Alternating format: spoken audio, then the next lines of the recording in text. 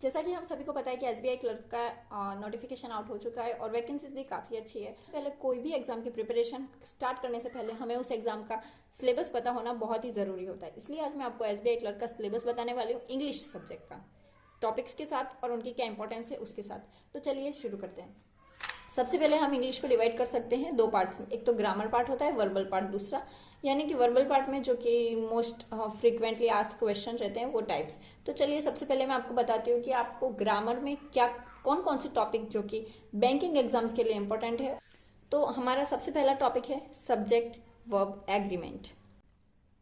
ये ग्रामर के इन टॉपिक से हम क्लोज टेस्ट भी कर सकते हैं, हम एरर डिटेक्शन भी कर सकते हैं और ये हमारे आरसी में, पैरा जंबल्स में भी हमें बहुत हेल्प करते हैं। इसलिए सबसे पहले ग्रामर के कौन कौन से टॉपिक है वो हमें जानना जरूरी। और ग्रामर में ओनली 7 टॉपिक्स ही है जो कि हमारे बैंकिंग एग्जाम्स के लिए इम्पोर्टेंट है। तो चलिए सबसे पहले सब्जेक्ट वर्ब एग्रीमेंट, सेकंड है प्रोनाउन, थर्ड है मॉडल ऑक्सिलरीज, फिर है कंजक्शन। कंजक्शन हमें बहुत सारी जगह हेल्प करता है और मेंस में तो कंजक्शन के स्टार्टर और कनेक्टर के जो क्वेश्चंस आते हैं वो डायरेक्टली कंजक्शन बेस्ड रहते हैं। अगर हमें कंजक्शन आता है तो हम स्टार्टर्स कनेक्टर जोड़ सकते हैं। इसी प्रकार से है नेक्स्ट है प्रेपोजिशन। एरर डिटेक्शन के लिए ये हमारे लिए बहुत ही हेल्पफुल होता है। ठीक वैसे ही अगर हमें ये सारे ग्रामर के टॉपिक्स आते हैं तो ये हमें क्लोज टेस्ट में भी बहुत हेल्प करते हैं। हमें पार्ट ऑफ स्पीच अगर पता है तो ये हमारे लिए बहुत ही हेल्पफुल रहते हैं। Next adjective. एडजेक्टिव इसमें ही एडवर्ब भी आ जाता है और फिर टाइम एंड टेंसेस।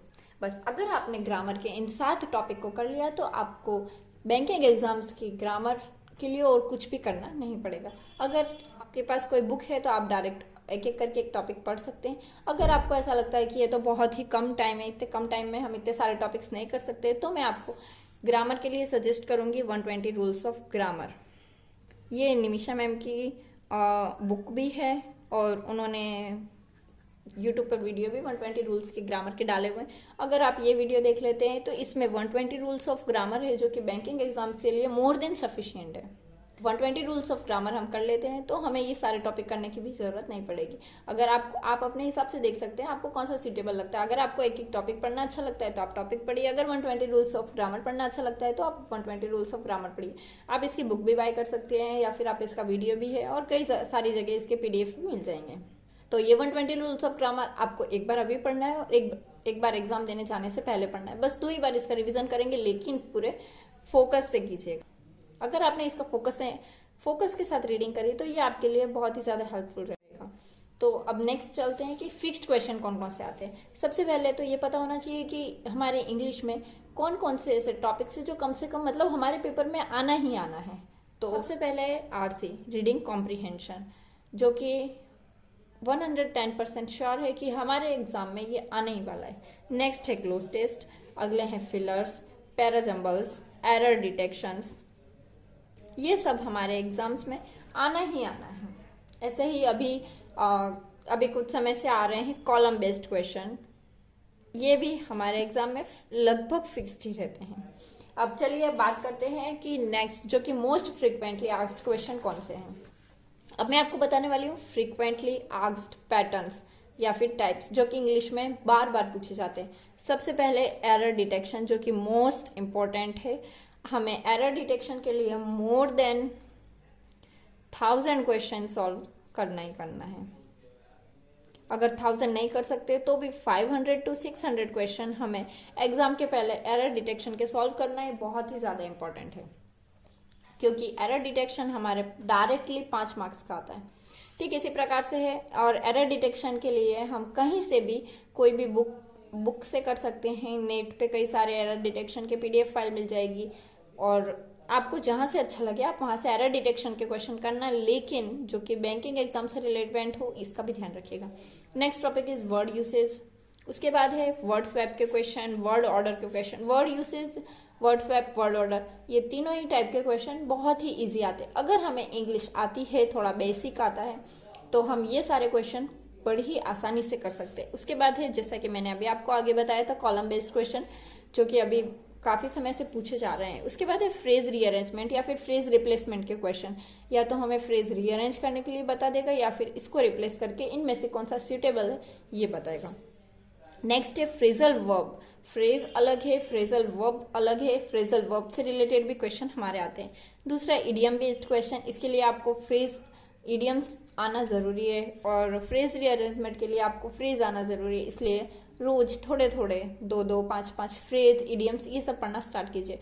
और उसके बाद है इन्फ्रेंस बेस्ड क्वेश्चन, जो कि ये तीनों टाइप के क्वेश्चन मेंस में देखे जाते हैं, अभी तक प्री में आए नहीं है। लेकिन हम प्रोबेबिलिटी लेके हमें हमेशा चलना चाहिए कि अगर हमारे एग्जाम्स में, हमारे पेपर में हमारे सामने ये टाइप के क्वेश्चन दिख गए तो हम क्या करेंगे। इसलिए मैंने यहाँ पे लिखा है इन्फ्रेंस बेस्ड क्वेश्चन, जो कि काफ़ी इजी रहते हैं। हमें सिर्फ पैसेज के हिसाब से उसका इन्फ्रेंस बताना रहता है।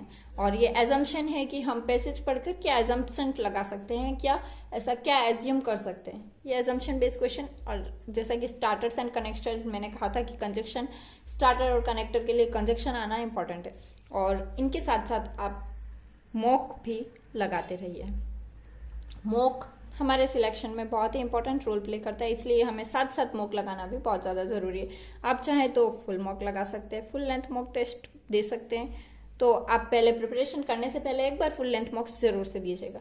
और दूसरा, आप सेक्शनल टेस्ट भी लगा सकते हैं। अगर आपका मान लीजिए कि अगर आपका कोई एक सब्जेक्ट वीक है तो आप उसका सेक्शनल लगा के उसको स्ट्रॉन्ग कर सकते हैं। फुल लेंथ मॉक भी आप लगा सकते हो। और फुल लेंथ मॉक कम से कम आप वीक में 2 मॉक तो लगाइए। अभी वीक में 2 मॉक हमें 15 दिसंबर तक लगाना है वीक में, चाहे किसी भी हाल में। तो आशा करती हूँ फ्रेंड्स आपको वीडियो अच्छा लगा होगा। अगर आपको वीडियो अच्छा लगा हो तो प्लीज़ लाइक, शेयर और सब्सक्राइब कर दीजिएगा। अगर आपने और आपके किसी फ्रेंड ने एक साथ प्रिपरेशन स्टार्ट किए तो आप ये वीडियो उसको भी भेजिएगा, ताकि उन्हें भी पता चले कि कौन कौन से टॉपिक हमारे लिए इम्पोर्टेंट है, किस तरह से हमें तैयारी करना चाहिए। और रीजनिंग का वीडियो भी जल्द ही मैं आपके लिए अपलोड करने वाली हूँ, रीजनिंग के सिलेबस, रीजनिंग के टॉपिक के साथ। तो और आगे भी आने वाले टाइम पे भी मैं आपको SBI प्री के लिए कैसे प्रिपेयर करें, GA कहाँ से पढ़े, करंट अफेयर्स कैसे करें, बैंकिंग इंश्योरेंस कैसे करें, और SBI क्लर्क प्री क्लियर होने के बाद मेंस की प्रिपरेशन कैसे करना है, इस सब के लिए मैं आपके लिए इस पर वीडियो डालने वाली हूँ। तो आशा करती हूँ आपको वीडियो अच्छा लगा होगा। तो प्लीज़ शेयर, सब्सक्राइब कर दीजिएगा। Thank you.